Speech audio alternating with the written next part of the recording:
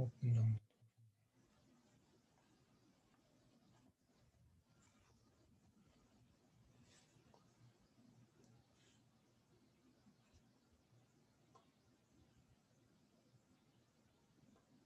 이게 되게 좋더라고요. 외국으로 보니까 웹캠 하니까 다른 데도 다 들어가서 할 수도 있고. 아, 이번에 웹캠 하시는 거예요? 코로나 생기고 나서요? 아니요. 어. 나도 강의를 하니까 필요했었는 거고. 요즘에 웹캠이 좀 많이 올랐다고 하더라고요. 가격이. 예, 구하기도 힘들고. 대학교 같은 데도 이제 다 웹으로 해버리니까. 네.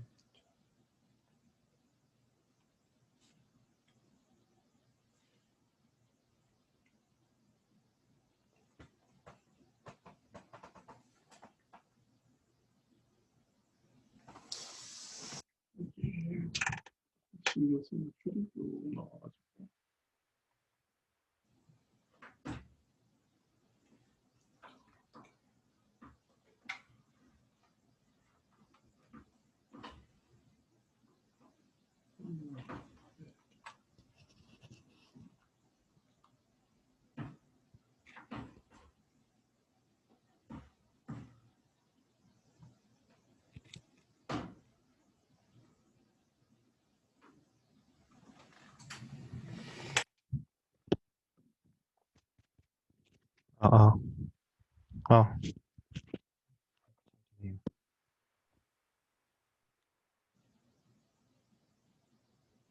이제 10분 됐는데 진행하시죠.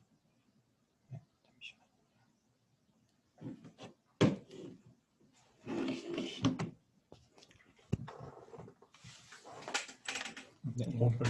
짝보다 짝 들어야지. 아, 안녕하세요. 형들 다 들리십니까? 간만에 이제 MES 회의를 하게 됐는데요. 예, 원래는 당초 3월부터 시작을 하려 했어야 코로나 때문에 예, 상황이 여의치 않다가 이번에 온라인으로 한번 준비하게 됐습니다. 예, 오늘은 이제 MS 강의는 이제 온라인으로 한국공간정보통신 김인현 대표님께서 제 4차 산업혁명과 MBA를 위한 공간정보 이야기에 대해서 이제 말씀해 주실 예정이거든요. 김인현 대표님 소개해 드리겠습니다. 대표님 안녕하세요. 예, 안녕하세요. 반갑습니다. 갑자기 얼굴이 확 커졌죠. 뭐 우리 제가 외국어 대학교 MBA 과정에 강의하게 돼서 굉장히 좀 영광스러운데요. 뭐 다들 이제 온라인으로 수업을 많이 해보셔가지고 뭐 잘 아실 거고요. 온라인 관련해서 뭐 제가 좀 여러분들 얼굴이 궁금하니까 서로 인사 좀 나누고 한번 해보시죠. 뭐 처음 한다라고 들었는데 화면도 보고 얼굴도 좀 보고 내가 뭐 화장실에서 이렇게 하고 있어서 못하겠다 이런 분들은 어쩔 수 없는 거고요. 간단하게 서로 인사 좀 나누고 시작했으면 좋겠어요. 저는 한국공간정보통신대표 김인현이라고 하고요. 강의 중간에 제 이야기가 있을 거고 지금 여기 제 강의를 도와주시려고 학교에서 세 분이 나와 계세요. 제 사무실에. 그러다 보니까 약간 울리는 부분이 좀 있어요. 그래서 예, 좀 뭐 떨어져 계신 분도 계시고 근데 반갑습니다. 잠깐 얼굴 좀 보여주실 수 있어요? 실례가 안 된다면 우리 하성표님 얼굴 보이고요. 나머지 분들은 예, 우리 조영학님 보이고요. 또 그 다음에는 다른 분들은 예, 강요하는 거 아닙니다. 오늘 한정된 시간이니까 잠깐 좀 보자고 할 거예요. 불편하시면 이제 화면 끄셔도 되고요. 제가 이제 뭐 여러분들이 이제 경영학을 전공하기 때문에 죄송해요. 이게 조금 하울링이 있어가지고 조금 떨어져 있으면 좋겠어요. 네네. 그래 갑시다. 예, 죄송합니다. 예, 송영우님 반갑습니다. 예. 오늘 우리 온라인 강의 주제는 뭐 방금 말씀드렸다시피 뭐 제4차 산업혁명과 MBA를 위한 공간정보 이야기라고 했는데 뭐 명확하게는 공간정보에 대한 이야기예요. 뭐 우리가 공간정보라는 거를 어떻게 이해를 하냐면 뭐 여러분들 아마 전자지도에 관련된 건 뭐 내비게이션 같은 거 다 보실 건데요. 뭐 소프트웨어를 통해 가지고 우리가 어떻게 우리 공간연구라는 사업을 하고 어디에 사회에 쓰이는지 뭐 잠깐 동영상도 좀 보여드릴 거고 뭐 우리가 여러분들이 하고 있는 경영에 어떻게 접목을 시킬 것인지에 대한 그런 내용입니다. 그래서 강의에 대한 그 기본적인 자료는 이미 지금 다 나갔습니다. 제가 이거 화면을 띄워서 말씀드릴게요.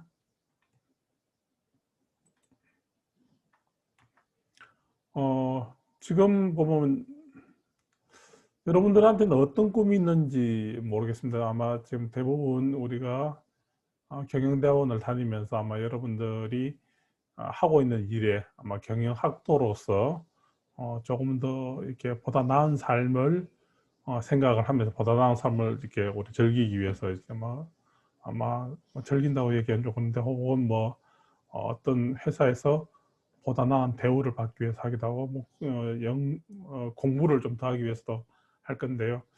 뭐 어떤 꿈을 가지고 계시든 상관이 없습니다. 여러분들이 가지고 있는 꿈이 오늘 이 강의를 통해 가지고 좀 더 이해가 되고 좀 어떤 지평을 넓힐 수 있는 그런 뭐 좋은 계기가 됐으면 하는 그런 바람입니다.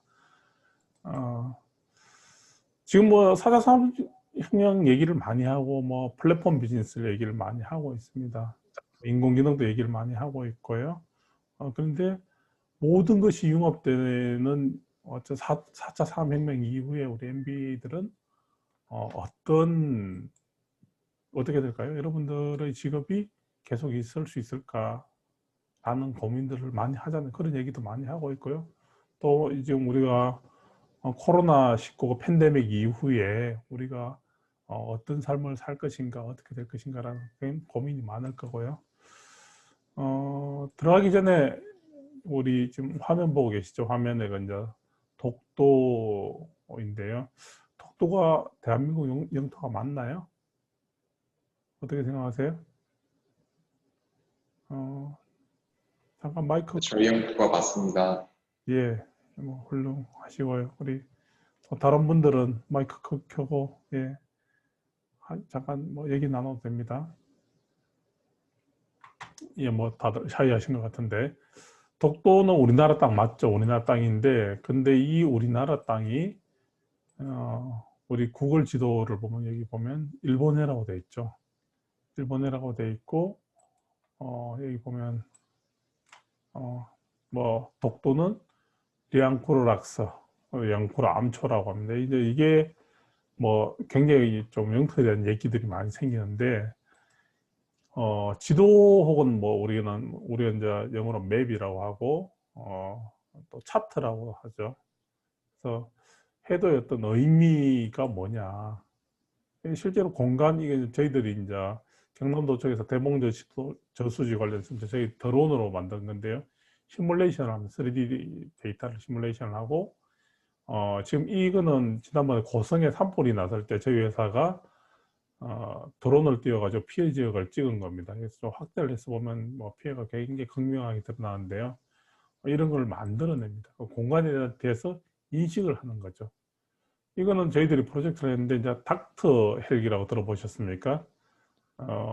저기 뭐 우리가 아주대학교의 그 이국종 교수 지난번에 3호 주얼리호 그 선장을 살리면서 굉장히 좀 유명해졌는데 이 지도가 의미하는 것은 뭐냐면 십자에서 동그라미 안에 들어있는 사람들은 닥터 헬기의 혜택을 받을 수 있는 데예요. 근데 여러분들 보시기에 어때요?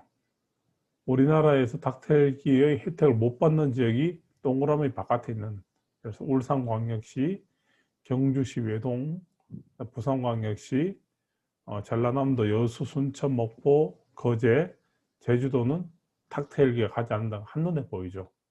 공간에 대해서 인식을 할 수 있는 게 이런 이제 지도에 대한 거고요. 이거는 뭐 보면 차량으로 얼마만큼 갈 수 있는지를 보여주는 그런 내용이거든요. 그래서 우리 천안에 있는 당국대 병원에서 얼마만큼 시간이 걸리는지, 뭐 20분, 30분 만에 갈 수 있는지, 1시간에 갈 수 있는지를 볼 수 있는 그런 정보입니다. 그 다음에 요거는 병원에서 실제로 이거 보면 환자 콜이 있었던 거예요. 콜을 우리가 지도에다 매핑을 했어요. 매핑을 하면 어떤 식으로 보이는지 바로 보이죠. 이것뿐만 아니라 이번에 이제 저희 회사가 코로나 때 이제 환자 관리 코로나 패스.info라는 데 들어가시면 환자를 코로나 확진자 환자가 어디 왔었는지는 확진자 동선 관리하는 것도 했었고요. 그런 걸 하는 게 이제 지도예요. 제 소개는 간단하게 하자면 우리 조영학 씨하고 저하고 고등학교 동기입니다. 저는 GIS 쪽으로 계속 한 23년째 기업을 하고 있고요.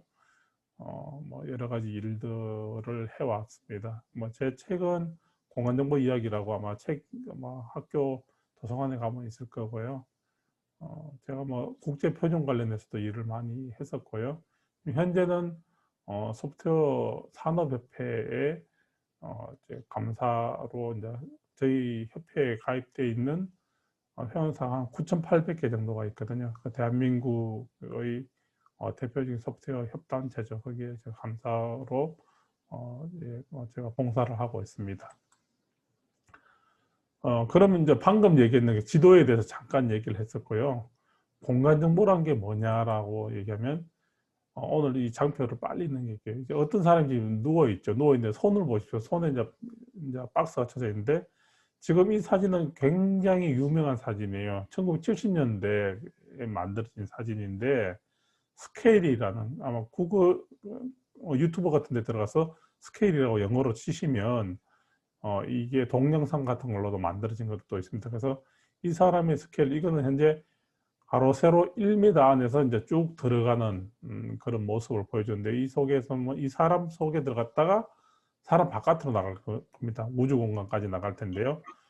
손 속에 들어가면 뭐가 보이겠습니까? 세포 같은 게 원자, 전자가 보이겠죠. 그래서 이 손으로 한번 들어가 볼게요. 쭉 들어가 보면 이제 손이 있고 손에 어떤 땀구멍이 있고 땀구멍 속으로 쭉 들어가 볼게요. 그러면 우리가 보면 어떤 리포솜이 있고 DNA 같은 게 있고요. 이 속에 들어가면 어떤 더 이제 원자 전자의 세계까지 들어가게 되죠. 이 속에 더 들어가게 되면 어떻게 됩니까? 하나의 에너지의 영역까지 이제 들어가게 됩니다. 다시 이 사람 사람 밖으로 나와 볼게요. 10m를 올라가고 100m를 올라갔습니다. 이 사람이 있는 데가 어떤 리조트예요. 여기 보면 미국의 오데오 지방 쪽에 있는 어떤 리조트에 있었는데 우주 바깥으로 쭉 나가 볼게요. 이 우주 바깥으로 나간 것도 하나의 공간의 영역인 거예요. 여러분들의 어떤 우주 공간으로 나가고 우리가 보이저가 날아가고 그런 것들이 다 공간의 영역인데 공간 정보라는 게 이제 어떤 철학적인 관점에서 아까 전에 처음에서 어떤 물질이나 물체가 존재할 수 있거나 어떤 일이 일어날 수 있는 장소, 여러분들 약속 장소도 되고 여러분들이 지금 각각 집이든 회사든 학교든 각각 떨어져서 어디선가에 아마 제 강의를 듣고 계실 건데 그런 일들이 일어난 장소를 공간이라고 합니다. 근데 방금 보면 어떤 사람이 손으로 들어가서 더 들어가면 어떻게 됩니까? 존재와 비존재. 이렇게 에너지가 흐르면 1이 되는 거고 에너지가 흐르지 않으면 0이 되는 거죠. 여기 보면 어떻게 됩니까? 우리가 반야신경에 나오는 얘기가 똑같아집니다. 색적 시공, 공적 시색, 있는 게 없는 거, 없는 게 있는 거죠. 이런 식으로 굉장히 좀 디지털이라는 거하고 또 맞아 떨어지거든요. 이 공간이라는 게 이제 공간의 어떤 역사라는 게 뭐냐면 지도라는 게 아까 전에 지도 해도라고 얘기했는데 그 지도라는 거는 아주 옛날에 우리가 얼마 전에 이제 오늘 신문에 보니까 방구대 안각화를 3D로 복원을 했다라고 하는데 레이저를 가지고 이제 사진 청량을 해가지고 만들었는데요. 그거를 가지고 보면 고래를 잡았는 수천 년 전의 기록들이 나오죠. 오른쪽에 보면 타오 지도라는 건데 기독교적인 세계관이 반영된 지도예요. 기독교적인 세계관은 뭐냐면 하늘과 지옥과 우리 그렇게 천당과 지옥과 우리가 살고 있는 그런 세계관이 반영되어 있고요. 여기 보면 오른쪽 지도하고 왼쪽 지도를 보십시오. 되게 좀 재미난 게 있는데, 오른쪽 지도에 보면, 제 마우스, 여기 우리나라 거거든요. 혼일강 역대국도 지도라는 건, 이건 모사판인데요. 이거 중국이에요. 중국하고 우리나라가 굉장히 크게 나와 있죠. 일본이고요. 그 다음에 뭐 베트남이나 대만이나 다 있습니다. 오키나와도 있고요. 오키나와는 꽤 크게 나와 있죠. 근데 여기 뭐 아프리카도 있습니다. 아프리카는 중국보다 작고요. 아랍이나 인도 같은 데도 굉장히 좀 작게 나와 있죠. 이거는 뭐냐면 역사관이라는 거죠. 우리 중화가 있고 중국에 있는 조선은 이 정도 큰 나라다. 이렇게 하는데 이런 그 세계관이 반영, 실제로 보면 우리가 가지고 있는 구글 지도든 우리나라의 네이버 지도든 다음 지도든 그 회사, 그 나라의 철학이 담겨 있는 거예요.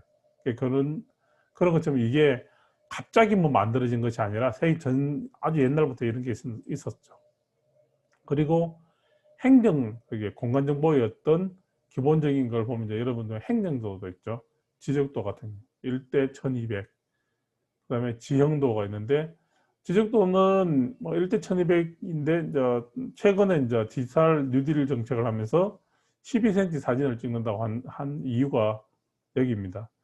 지적도가 1200분의 1로 되어 있거든요. 근데 사실은 500분의 1 지적도도 있는데, 요거는 뭐 제가 좀 뭐 여기 얘기할 건 아니지만 어쨌든 그런 이유에서 10cm 지도가 아니라 12cm 지도를 만들면 바로 매칭을 시키려고. 공간 정보라는 게 이제 하나의 저희 회사 제품이 이제 인트라맵인데 인트라맵을 통해서 포켓몬고처럼 게임을 하기도 하고 이번에 코로나 지도 이건 콜레라 지도거든요. 콜레라가 났을 때 콜레라의 어떤 요 자체가 이제 콜레라 지도라는 건데 콜레라가 옛날에 이제 영국에서 발생했을 때 그 점의 위치에 이제 콜레라가 발생한 거죠. 이거 보고 스윈슨 전염병이라는 걸 알게 됐고요. 이거는 우리가 알고 있는 건 나이팅게일이라는 분이 장미 그래프를 만들었어요. 장미 그래프를 만들어서 어떤 그 환자의 어떤 걸 했죠. 그다음에 요거는 하나의 어떤 그 메르스 때의 어떤 지도를 가지고 했고요. 이걸 해서 저희 회사가 이번에 코로나 때 지도를 매핑을 했는데 그걸 이제 제가 유엔에서 발표하기도 했었습니다. 오늘 뭐 지도에 관련된 뭐 자료 같은 걸 찾아보면 될 거고요.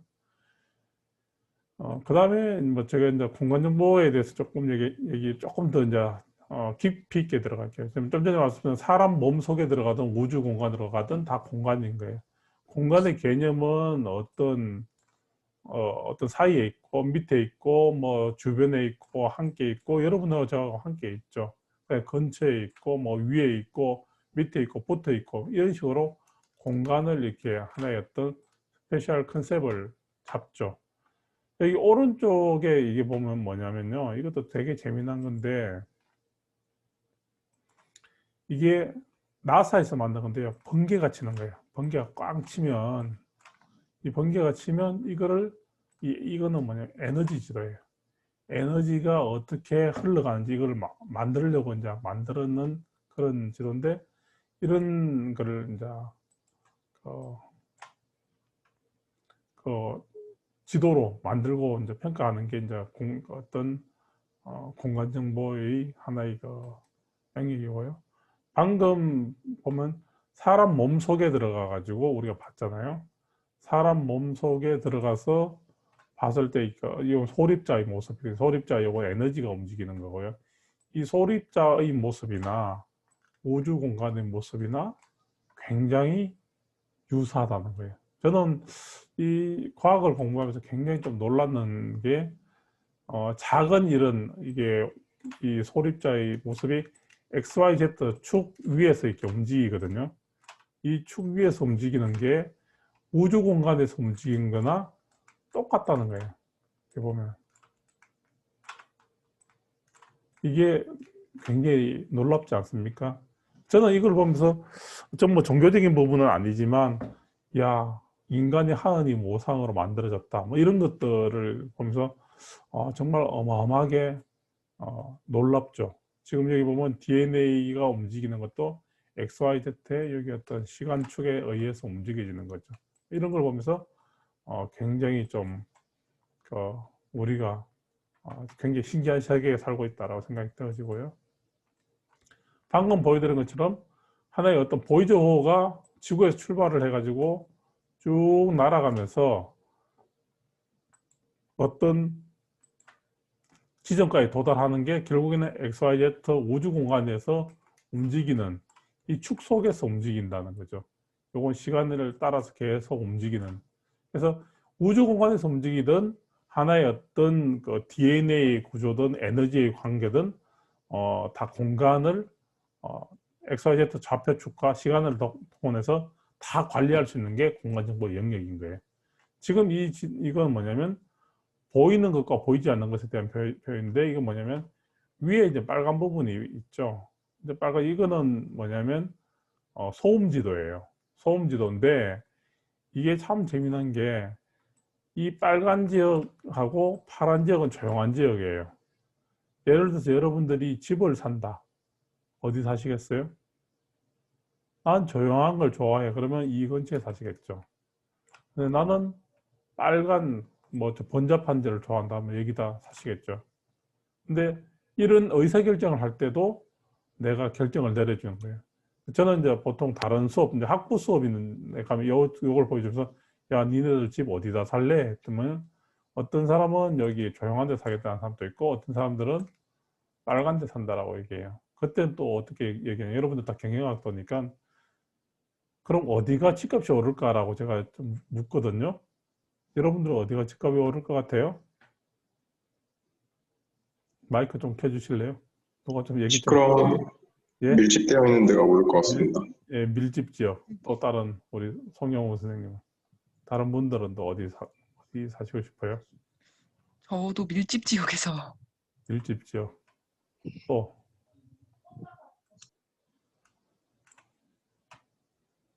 그 밀집 지역에서 사시는 분들은 우리가 생각할 때는 제가 사실 이게 답은 없어요. 왜냐?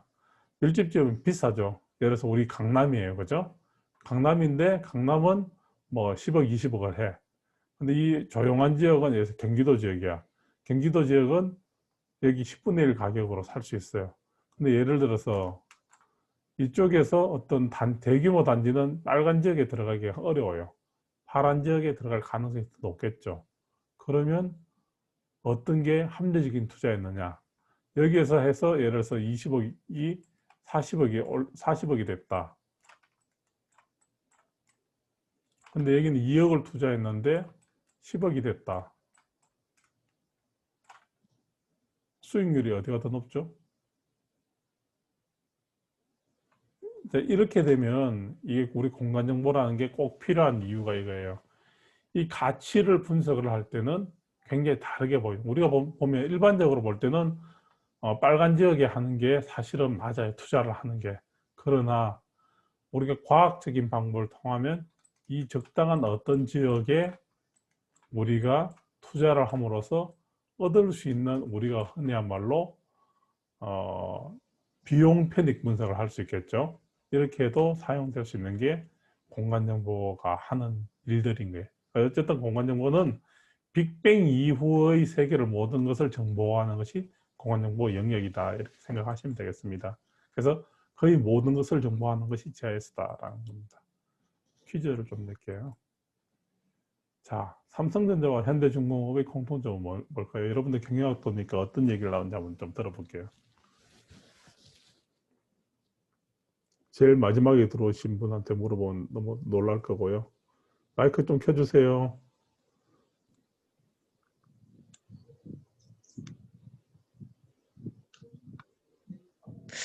제가 생각하기에는 제조업.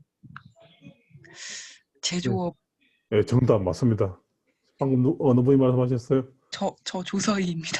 훌륭합니다. 박수 쳐주세요. 제조업도 공통점이 여러 개가 나와야죠. 여러분들 경영학도니까. 또 뭐가 있을까요?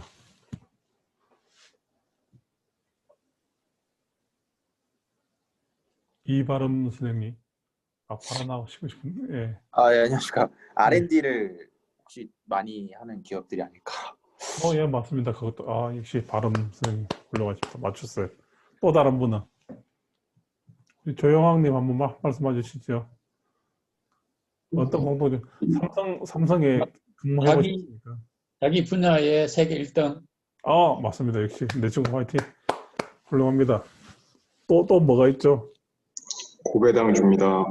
고배당주 둘 다, 예, 훌륭하십니다. 예. 한 가 정도 할까요? 조영환님 마이크 꺼주셔도 됩니다. 예, 뭐 사실은 그런 걸 여쭤보려고 했는 건 아니고요. 이 기업의 공통점은 자, 저희 회사 자랑하려고 삼성전자든 현대중공업이든 삼성중공업이든 공장 관리할 때 공장 관리하는 소프트웨어를 저희 회사 이 소프트웨어는 인트라맵이라는 걸 통해 가지고 공장을 관리를 해요. 저희 회사 소개하려고 지금까지 좀 길게 얘기했어요. 여러분들 내비게이션 다 쓰시죠? 내비게이션 지도를 누가 만들었는지 궁금 안 했어요? 예, 이제 이쯤 되면 누가 만들었는지 알겠죠? 이 얘기를 끄집어내는 이유, 티맵이든 카카오맵이든 그 도로명 주소 시스템을 들어보셨을 건데 거기에 들어가는 소프트웨어를 만드는 회사예요. 저희 회사가. 그럼 차가 언제 온다, 간다, 막힌다 이런 걸 처음 만드는 회사고요. 다들 카카오맵이 티맵은 아는데 그 원천 지도를 만든 사람이 누군지 궁금해 안 하시더라고요. 예, 뭐 제가 아마 여러분들은 이제 MBA니까 제가 할 얘기는 엄청 많은데요. 오늘은 기술적인 얘기를 하는 자리니까 일단 그런 걸 만든 거다. 예, 그래서 세계적인 기업은 한국공간정보통신의 소프트웨어를 이용한다. 그래서 여러분들이 이건 뭐 제 강의이자 제 자랑이기도 한데 그런 걸 합니다. 자, 다음 중 공간정보를 할 수 없는 건 뭘까요? 왼쪽은 그 디지털로 어떤 도시를 만든 거고요. 뭐 드론이 날아가고 이건 뇌의 지도입니다. 뇌의 지도고 그다음에 아이쿠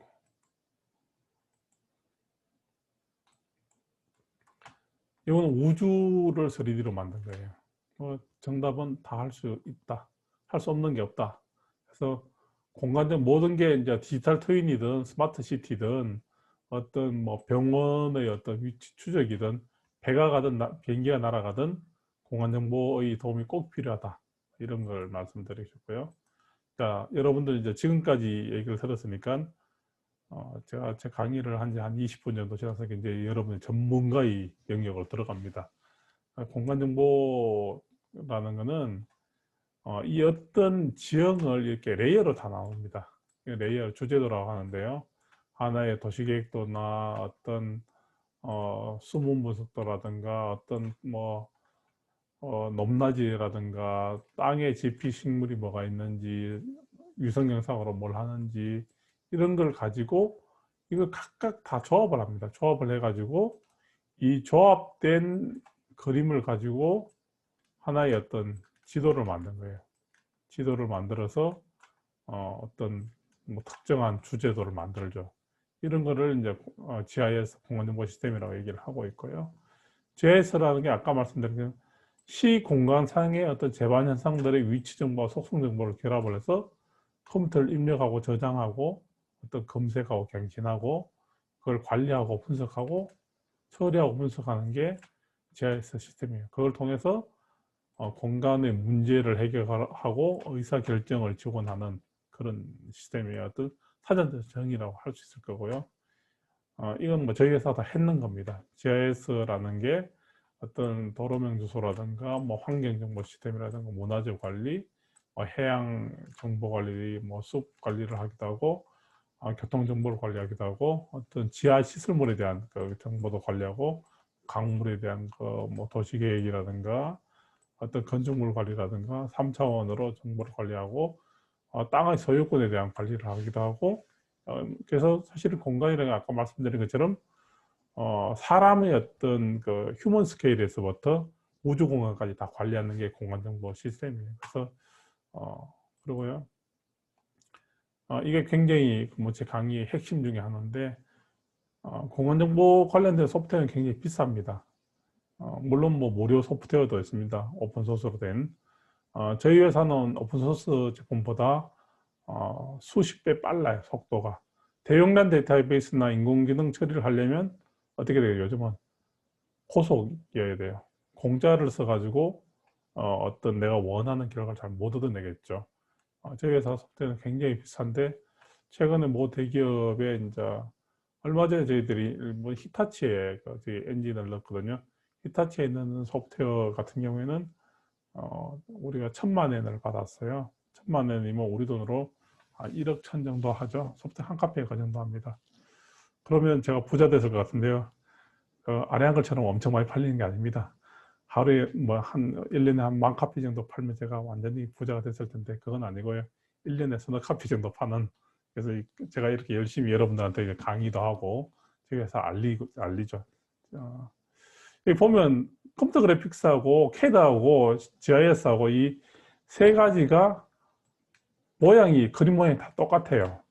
신기하죠. 그런데 컴퓨터 그래픽스나 CAD 같은 경우 한 5, 600만 원이면 살 수 있어요. 근데 GIS는 억대를 합니다. 억대보다 더 비싼 이유가 뭐냐면 이 자료 관리하는 게 달라요. 여러분들 이제 전문가이기 때문에 어떻게 다르냐면 컴퓨터 그래픽스는 하나의 그림이에요. 그냥 이미지. 하나의 픽처로 되어 있는 거고요. 도형 자료인데 속성이라고 해서 이 그림이 어떤 걸 의미하는지 컴퓨터가 알 수가 없어요. 그리고 이 그림과의 관계, 위상관계라고 하는데 그런 게 없는 거예요. 그래서 위상관계라는 거는 토폴로지라는데 토폴로지를 통해서 어떤 공간 자료의 분석으로 의사결정을 지원한다라고 했죠. CAD는 어떤 거냐면 도면을 만든 거예요. 동그라미에 십자 두 개, 라인 두 개, 하나의 원. 도형자료, 속성자료가 있는데 이거 차이가 달라요. 근데 컴퓨터 GIS 같은 경우에는 이거를 선을 두 개라고 표현을 하기도 하고 하나, 둘, 셋, 넷, 컬러를 좀 바꿀게요. 다섯, 여섯, 일곱, 여덟 개의 라인을 표현하기도 하고 포인트를 하나, 둘, 셋, 넷, 다섯, 여섯, 일곱, 여덟, 아홉, 열. 이걸 왜 이렇게 하느냐?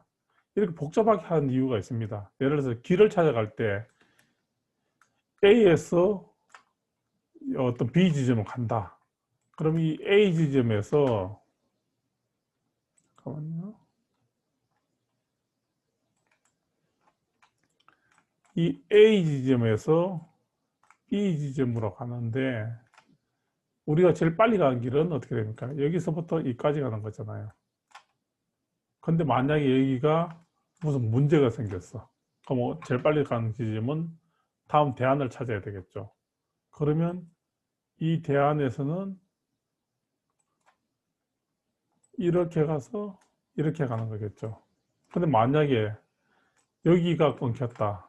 그러면 그 다음 대안은 어떻게 됩니까? 또 달라지겠죠. 그러면 이렇게 출발해서 이렇게 돌아가서 이렇게 내려가겠죠.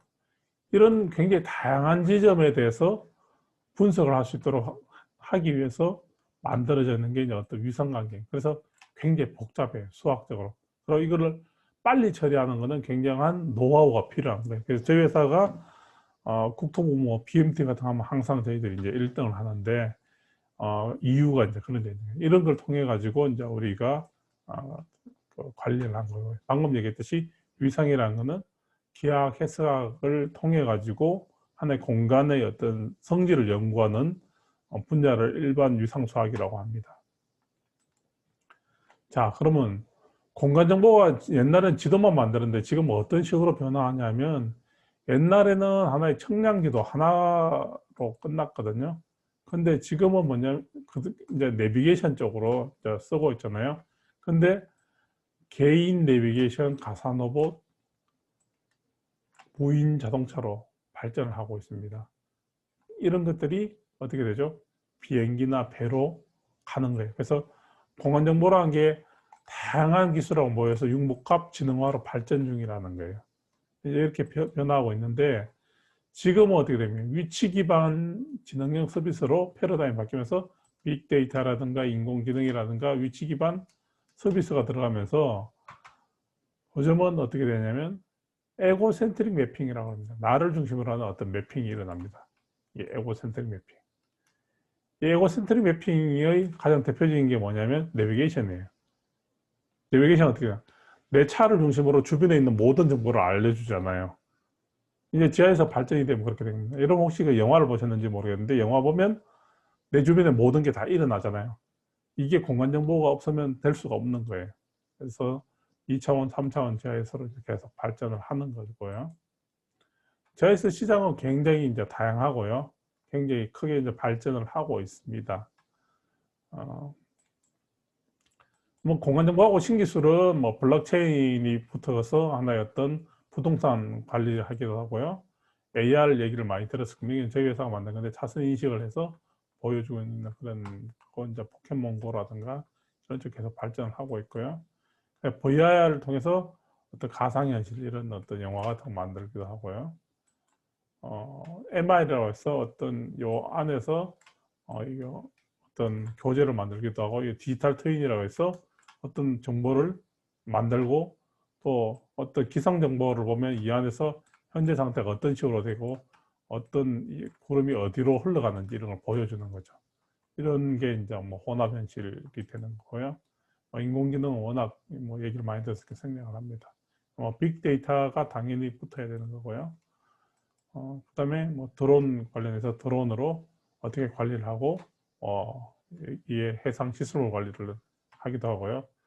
이런 쪽으로 굉장히 발전하고 있죠. 드론십 같은 게 있어 어떤 이건 뭐 자율주행 선박도 만들어지고, 이건 최근에 그 앨런 머스크가 어떤 위성을 회수를 했죠. 이건 뭐 레무스 600이라고 해서 수중 드론입니다. 뭐 이거 줌왈트라고 해서 이제 전투함이죠. 무인 전투함 같은 것들도 있고요. 그 다음에 이제 자동 주행 같은 오토노머스 드라이빙 같은 거 하고 전 세계에서 가장 이 부분에 앞서 있는 데가 테슬라도 앞서 있지만 테슬라의 원천 기술, 이사의 암론 교수가 만든 회사가 있죠. 모빌라이라는 회사. 여러분들 뭐 다 잘 아실 겁니다. 그 회사랑 제 회사하고 MOU를 맺었습니다. 제가 여러분들한테 처음 얘기한 건데 언론 아무데도 얘기 안 했습니다. 대한민국에서 수많은 공간정보 관련돼서 연구하는 회사가 있는데 저희 회사하고 MOU를 맺었거든요. 그 이스라엘 회사가 사실 이스라엘 회사는 아니죠. 인텔 자회사입니다.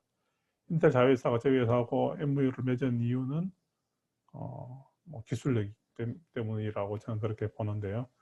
뭐 그 부분에 대해서 저희들이 또 글로벌하게 좀 자신이 있다고 제가 보여주고, 제가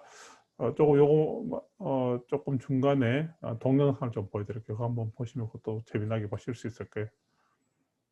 이거는 넘어가겠습니다. 그러면 인도 매핑 쪽에 뭐 연결도 되고요.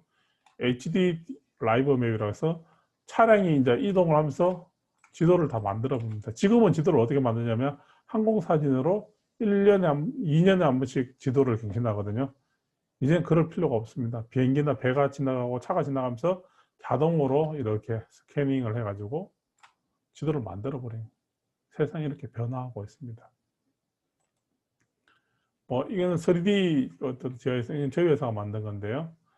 건물을 쫙 이렇게 서랍처럼 열어가지고 건물 정보를 볼 수도 있고, 뭐 어떤 인테리어 하는 쪽에다 설 수도 있고요. 그 다음에 글로벌 매핑이라서 이제 지구가 어떻게 변화하는지, 지구 온난화가 어떻게 하는지 이런 것도 우리 찾아볼 수 있죠.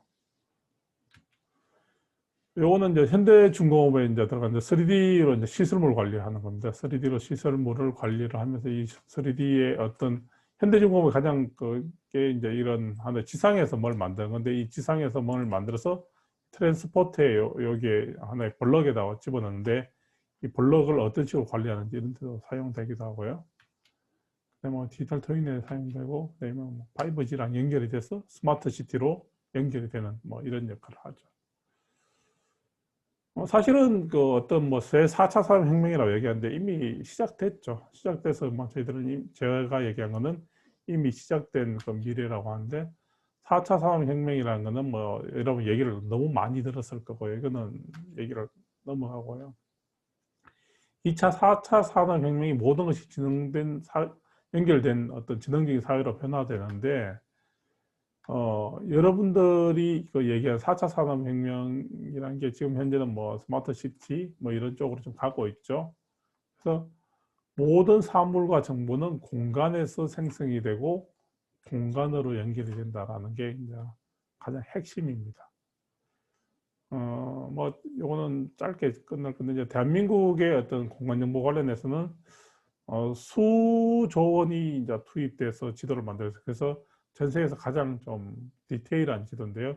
구글이 뭐 기회만 되면 이제 우리가 공간 정보를 가져가려고 그러는데, 발전된 계기가 있습니다. 계기가 좀 굉장히 좀 아픈 이야기인데요.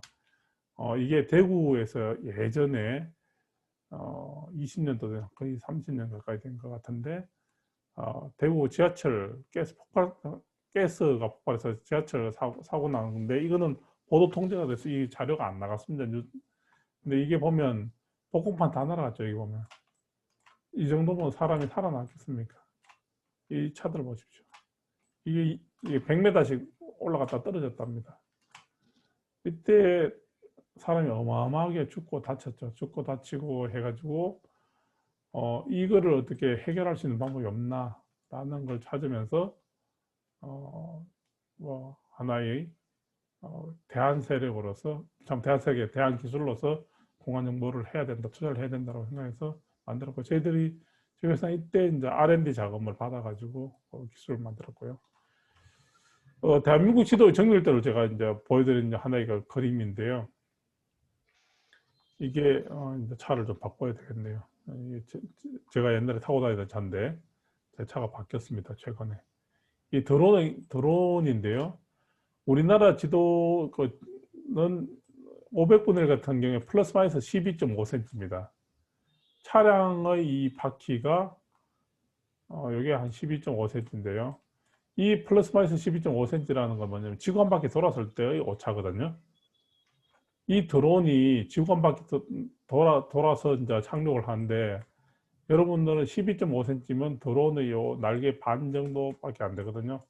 그 정도 사이에서 오차로 떨어졌다. 지구 한 바퀴 돌아서. 그럼 이 드론은 도착한 겁니까? 도착을 안 한 겁니까? 도착을 한 거죠. 그죠? 예를 들어 차로 치면 요 한 바퀴도 아니고 굉장히 작은 겁니다. 이 정도의 그 고도의 정밀도를 가지고 있는, 지도를 가지고 있는 나라는 지구상에는 거의 없다. 거의 전국 지도가 이렇게 다 디지털로 되어 있는 나라는 사실 미국도 못 가지고 있는 걸 우리나라는 그 어려운 걸 다 해냈어요. 제가 여러분들한테 국뽕을 하려고 하는 것이 아니라, 이걸 관리하는 것을 구글은 우리나라 지도를 자꾸 달라 그래요. 왜 그러겠습니까? 자율주행을 하기 위해서는 사실상 한국의 지도는 지금 바로 자율주행을 태워도 돼요. 아무런 문제가 없습니다.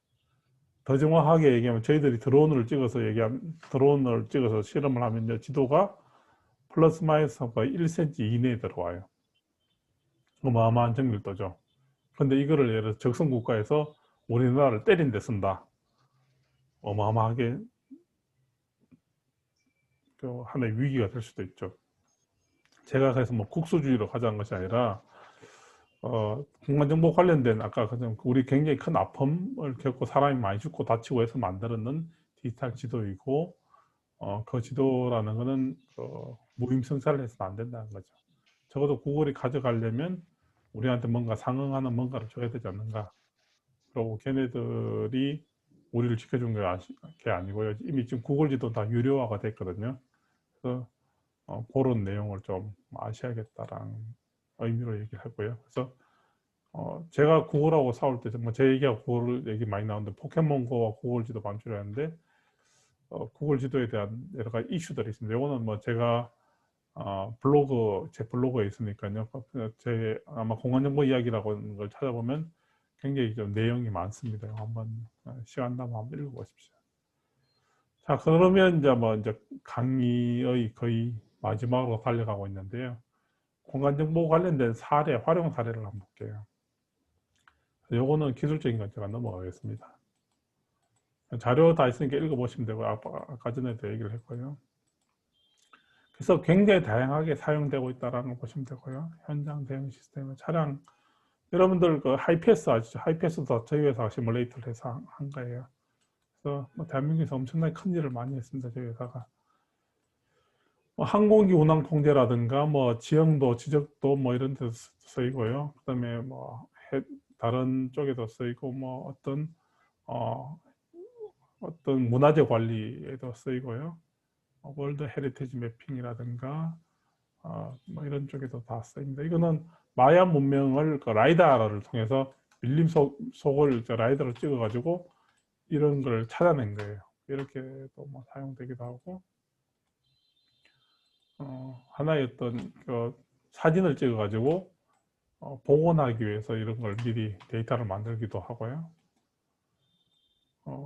뭐 거의 마지막인데, 이제 공간정보는 경영자들을 위한 새로운 산업에 대한 통찰력이다라고 제가 얘기를 하는데요. 단순히 지도라는 것이 아니라 아까 전에 제가 표로 잠깐 좀 보여드렸었는데 굉장히 진화하고 발전하고 있거든요. 저는 이제 지도를 가진 자가 지도자라고 표현을 합니다. 지도를 어떻게 활용하느냐. 여러분들이 내비게이션을 활용하면 빠른 시간 내에 어디에 도착할 수 있잖아요. 그런 것처럼 산업의 굉장히 어떤 바이오든 어떤 건설 산업이든 뭐 해양 해운이든 항공이든 공간 정보에 대한 정보를 더 도외시해서는 안 된다라는 걸 기본적으로 하고요.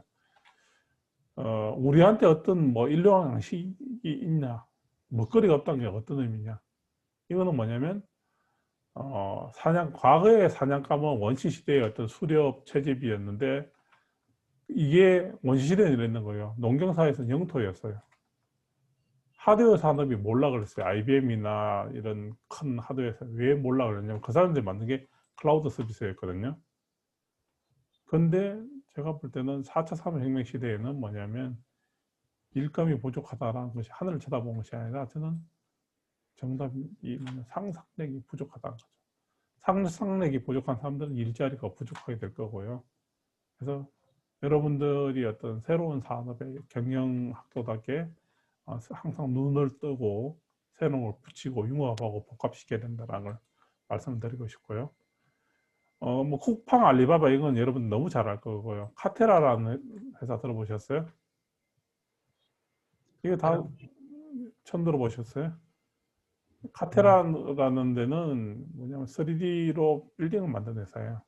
이게 다 소프트뱅크가 투자한 회사거든요. 뭡니까? 물류하고 의식주를 같이 해결하는 걸 해보겠다라는 손정희 씨의 어떤 큰 그림이 보이는데요. 왜 이런 회사에다 투자를 했느냐? 쿠팡은 로켓 배송이고요. 알리바바는 하나의 규모의 경제를 갖추는 데고요. 여기는 3D로 혁신을 통해서 어떤 집 혹은 주거 공간을 만드는 거죠. 그 다음에 여러분들은 차세대 기술이라는 것은 먹거리인데 과연 우리가 블록체인을 하고 뭔가를 새로운 거 갖다 붙이는 것이 차세대의 먹거리냐? 저는 그렇게 생각하지 않아요. 경영학도들은 항상 고민을 해야 되는 게 뭡니까? 여러분들 인사이트, 우리가 뭐 블루오션을 뭐 찾자, 당연히 블루오션을 찾아야죠. 레드오션 속에서 어떤 걸 갖다 붙이면 새로운 게 만들어진다는 거예요. 그래서 저는 이제 그런 부분을 좀 강조하고 싶고, 스포츠의 경쟁자는 굉장히 얘기를 많이 하잖아요. 그건 뭐냐? 게임기. 항공산업의 경쟁자는 뭐냐? 지금 항공산업 거의 망했죠. 코로나 때문에. 뭡니까? 요즘은 VR 같은 걸 통해서 새로운 걸 대체 체험을 할 수 있는 거죠. 미래의 일자리는 보면 빠르게 증가하거나 빠르게 감소하는 산업이 있는데 여러분들의 어떤 포지션이 어디 있는지 한번 보자고요. 산업시설관리가 조경 쪽은 상위 산업으로 성장하고 있다. 하위 산업은 의류, 피업 이쪽으로 하위 산업으로 본다. 왜 이렇게 되냐? 여러분들의 어떤 기업은 어디에 있느냐 이거죠. 그 다음에 경쟁자들이 산업에서 경쟁자는 뭔지를 봐야 된다는 거죠. 아까 우리가 보면 디지털 지도를 만든 사람들한테는 사실은 자율주행차 이런 거는 재앙적인 거예요. 왜? 지가 기본 지도를 가지고 지가 지도를 만들어서 가버리니까. 물류 택배하는 사람들은 드론을 가지고 엄청나게 성장할 거라고 생각하는데 과연 그럴까? 기술을 좀 알면 이게 사실 쉽지 않아요. 어떤 우리가 택배회사가 보면 이 드론을 가지고 어떤 섬까지 날려서 뭘 했다라고 하는데 우리가 생각하면 가성비가 잘 안 나는 거예요. 할 수는 있겠죠. 드론이 현재의 물류 산업을 대체하기에는 이 드론이 가지고 있는 에너지, 공학적 에너지도 굉장히 중요하거든요. 이 에너지는 저는 대안이 되기에는 쉽지 않을 거라고 생각해요. 왜냐? 방금 얘기했듯이 드론이 빨리 혹은 멀리 날지 못해요. 그러면 이 자율주행차라는 거는 또 다른 문제거든요. 센서 가격이 굉장히 싸지고 있어요. 한 10년 전에 라이다라는 거 레이저를 쏘아가지고 3D 스캐닝을 하는 건데요. 그 스캐너의 가격이 억대였어요. 지금은 얼마냐? 알리바바에도 나오고요. 1초에 100만 포인트를 잡는 게 한 15불 정도에 팔려요. 그리고 더 중요한 거는 옛날엔 여기 라이다를 막 여러 대를 붙여서 자율주행차를 만들었는데 요즘 비전 기술이 발달해서 여기 뭡니까? 카메라 하나로 이거를 다 스캐닝을 해버려요. 생각보다 꽤 괜찮게 잘 되거든요. 지금 현재 그 모빌라이 같은 경우에는 5세대 같은 경우 완전히 내가 내 집에서 어떤 목적지까지 바로 갈 수 있는데 사람의 손을 거치지 않고요. 4세대는 시동 켜고 바깥에 나가서 목적지 근처까지 가게 하는 것까지 돼요. 제가 이번에 2월 때 이스라엘을 갔다 왔거든요. 그쪽에서 초청을 해가지고 타봤는데 조금 멀미 나왔어요. 조금 멀미 나왔는데 그래도 탈만하다. 네. 자, 그러면 여러분 경쟁자는 어떻게 글로벌한 경쟁자를 넘어설 것인가? 물론 국내 시장에서도 여러분들의 어떤 경쟁자들이 뭐 많기도 하겠지만 여러분들은 요즘 뭐 BTS가 세계 1등을 하잖아요. 빌보드에서 1, 2위를 다 차지하고 있는데 여러분의 경쟁자는 국내가 아니고 붕어빵 하나를 구워도 글로벌하게 생각을 하고 가야 되는 거예요. 그러면 그 경쟁자를 어떻게 넘어서기 위해서는 가장 중요한 거는 제가 얘기한 공간 정보하고 결합을 해야 된다. MBA들이 생각을 해야 될 생각거리가 있죠. 제가 오답니다. 저는 우리 하던 자율주행 선박, 기본소득, 워라밸, 생산혁명과 일자리, 로봇세, 국가, 기업, 자원의 배분. 근데 이렇게 하는데 기본 환경이 되게 어려워지죠. 주 52시간, 최저임금제, 어떤 노무 환경이라든가 글로벌 시장이 굉장히 변화하잖아요. 이 속에서 어떻게 극복해야 되냐 이거죠. 여러분들 아마 그것 때문에 오늘 토요일 이 시간에도 아마 제 강의를 듣는 거라고 생각되는데 공간정보 관련된 기술은 경영인들을 위해서 어떤 미래 산업으로 연결하고 융합시키는 하나의 가교가 될 거라고 생각됩니다. 여러분들 사업하고 공간정보랑 같이 연결시키면 IoT 융합형 미래 산업이 된다라는 거예요. 이거 마션이거든. 제가 굉장히 얘기했네. 끈질기게 노력하고 찾아가고 하면 생겨나는 거죠. 그래서 공간정보라는 걸 통해서 여러분들의 어떤 산업하고 경영 발전에서 적극적으로 비즈니스 모델을 융합하고 접목시키는 것이 아마 여러분들한테 주어진 하나의 숙제가 아닌가 그렇게 생각합니다.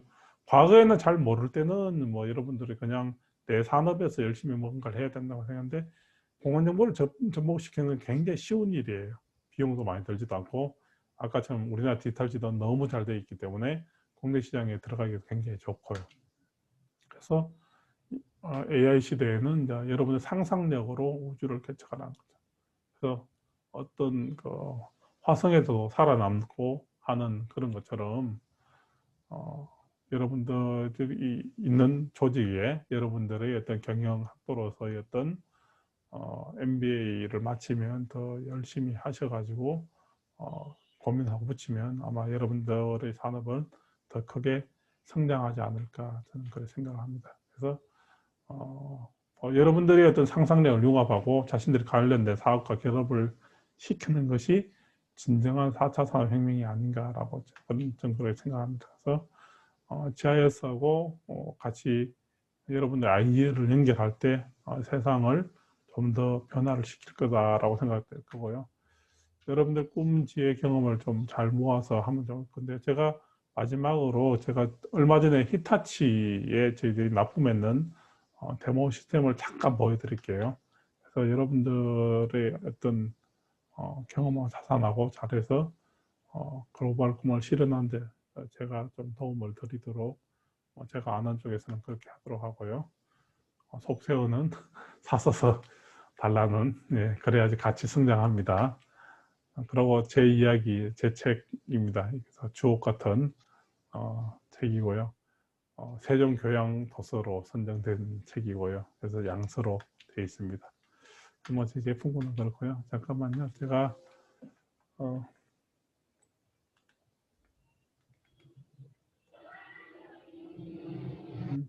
유튜브를 잠깐 보여드릴게요.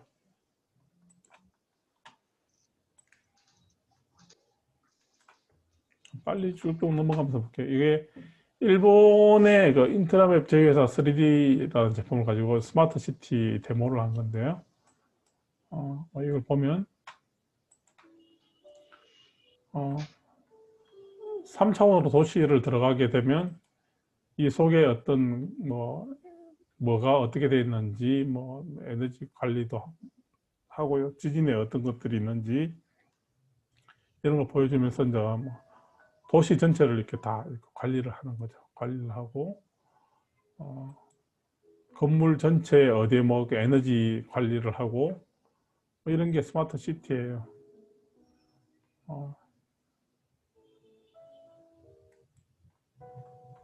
뭐 컴퓨터 서버 렉 같은 걸 좀 관리하기도 하고, 이 속에서 어디에 뭐가 어떻게 되어 있는지, 그 다음에 요거랑 뭐 CCTV랑 연결도 되고요. 그 다음에 각 서버가 어떻게 보호가 되고, 사람에 대한 보안에 대한 시큐리티, 뭐 이런 걸 다 관리하는 게 이제 하나의 뭐 스마트 시티이고 디지털 트윈인 거죠. 이게 이제 저희 회사가 같이 해서 이제 뭐 건물을 이제 관리하면서 하는 거예요. 그래서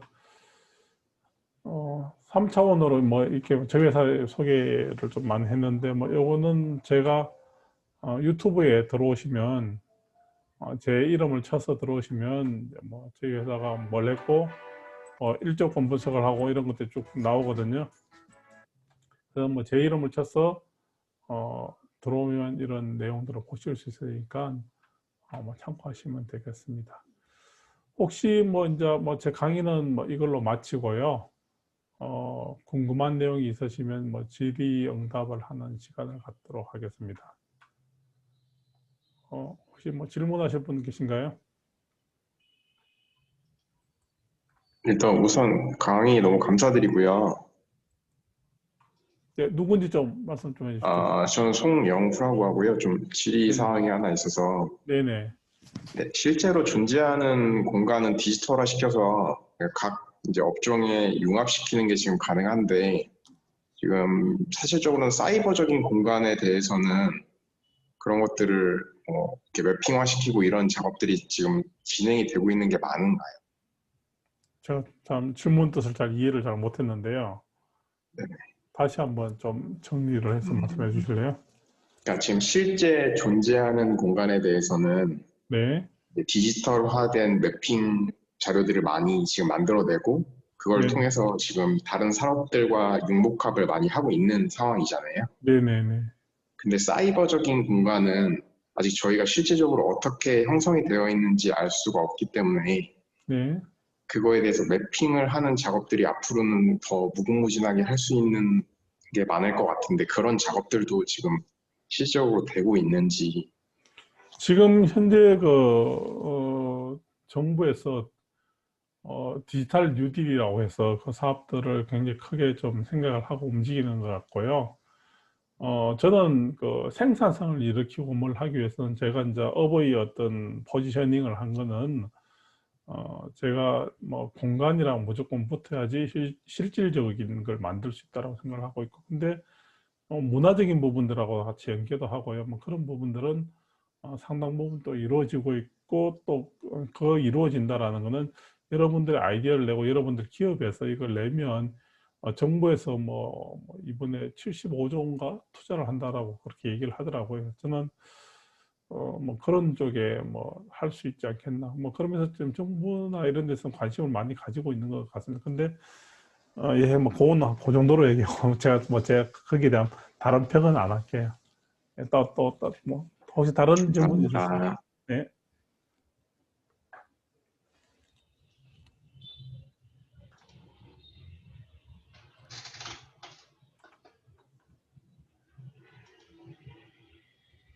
제가 너무 강의를 잘해가지고 질문이 없나요?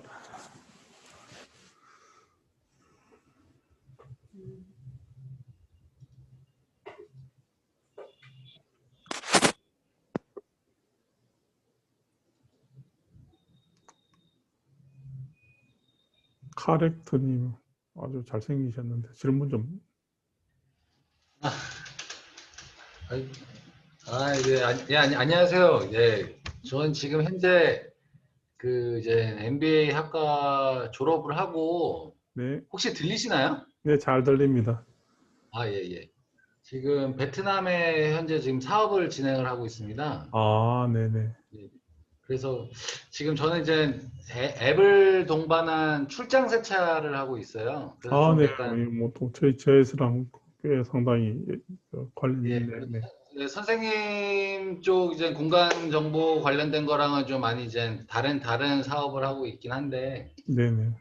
이게 아무래도 베트남이 저희 나라로 치면 20년 전이라고 볼 수 있잖아요. 네. 그런데 뭐 만약에 제가 피봇으로 다른 사업을 함에 있어서 뭔가 선생님이 생각하셨을 때 베트남에서 이런 사업을 하면 지금 시기에 베트남 또는 동남아 쪽에서 이제 이러한 형태를 도입을 하면 좋을 만한 그런 혹시 아이템을 생각해 보신 적이 있으신지. 지금 베트남 현지에 계신가요? 네네네네. 아, 네. 아주 존경합니다. 저는 해외에서 돈 버시는 분들 다 존경하고요. 어마어마하죠. 근데 뭐 저는 뭐 비즈니스를 사실은 이제 저는 공간 정보가 좋아가지고 이제 뭐 석사, 박사 다 이쪽으로 했기 때문에 네. 쭉 했는데요. 베트남이나 이제 우리가 일본을 쫓아갈 때를 보면 네. 사실 일본 왔다 갔다 하시는 분들이 큰 돈을 벌었거든요. 한국에서 있는 걸 아마 베트남에서 가져가면 아마 그대로 다 성공 가능할 거라고 생각해요. 요즘은 서비스나 이런 것들이 한국이 아마 좀 이제 글로벌하게 이제 우리나라 사람들 아이디어들이 워낙 많아가지고 그 아이디어들을 베트남에 바로 적용시켜도 성공할 수 있는 게 상당히 많을 거라고 생각하거든요. 이제 네네. 한국인이라는 것이 뭐 베트남 사회에서는 굉장히 좀 더 잘 먹히. 그게 베트남뿐만 아니라 제가 다른 나라에도 저희들 비즈니스를 해요.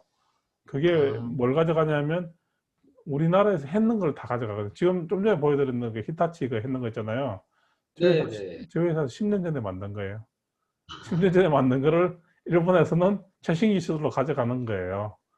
물론 뭐 보여주고 하는 것들이 조금 달라지긴 했는데 그런 것처럼 우리나라에서 아이디어 내고 했던 것들이 아마 글로벌하게 먹히는 것들, 특히 베트남 사회에서는 굉장히 이제 특히 이제 베트남이 크게 성장하고 있잖아요. 또 한국에 대한 의존성도 좋고 요새 유튜브 네, 맞습니다. 보니까 베트남을 엄청 까는 그런 유튜버들도 굉장히 많던데 지난번에 뭐더라 뭐 코로나 때 참 좀 잘못했다고 굉장히 까던데 저는 그렇게 생각하지 않거든요.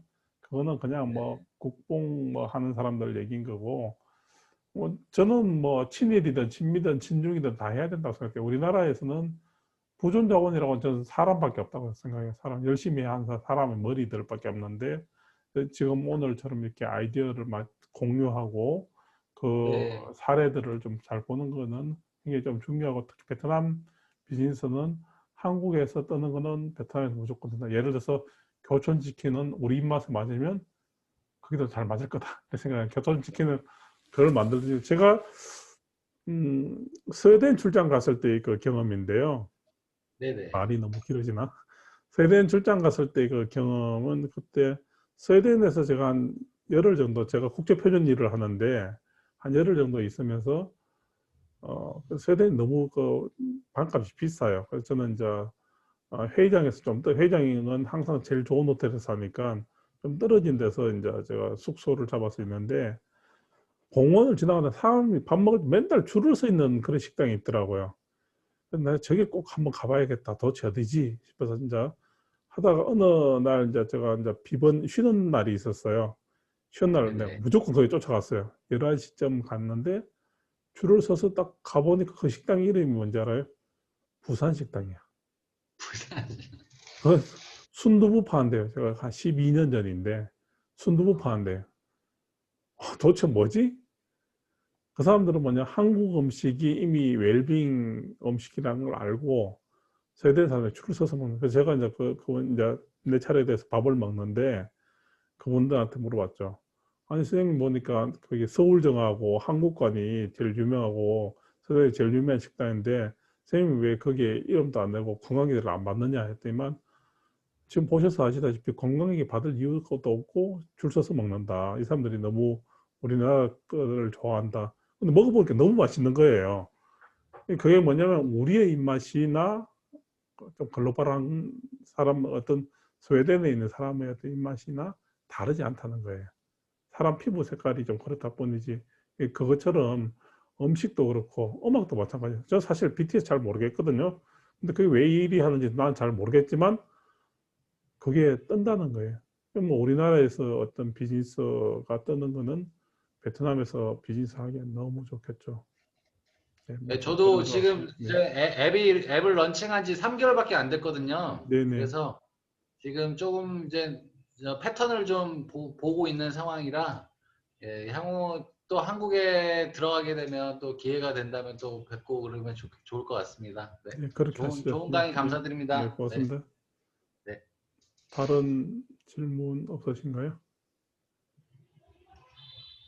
8시 15분에 아마 식사도 잘 못 하시고 그랬을 텐데, 한 이 정도 마무리할까? 혹시 더 궁금한 거 있으시면 제가 거기 이메일을 강의 록 제일 앞에 제 이메일을 적어 놨습니다. 궁금한 거 있으시면 이메일 보내시고, 뭐, 우리 홈페이지 통해서 또 알아보시면 되니까요. 그렇게 해주시면 될 것 같습니다. 오늘 토요일 날 또 쉬는데 이렇게 적극적으로 그 강의에 참여해 주셔서 감사합니다. 또 기회가 되면 뭐 오프라인에서도 만날 수 있기를 희망합니다. 네, 감사합니다. 수고 많으셨습니다. 네, 감사합니다. 네, 고맙습니다. 감사합니다. 이거는 공유 중지하고 끄는 건 어떻게 거죠?